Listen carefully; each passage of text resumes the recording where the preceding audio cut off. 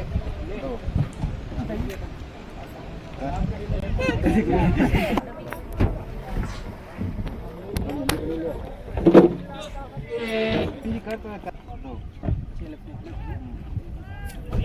बोले स्पीड कर बेता हो जियो अभी आराम से कर बेता ऐसे हो और स्पीड कर बेता ऐसे हो ला रे बस इनको जाओ सब जाओ।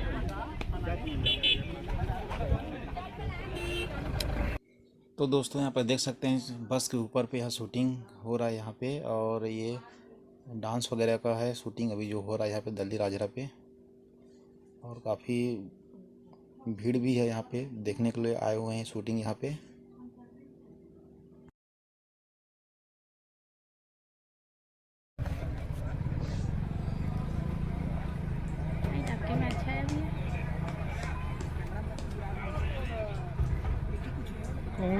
काका भैरा बस में कौन ड्रीम में दिखे ओहू में सब डांसर है यहाँ चला थे शूटिंग।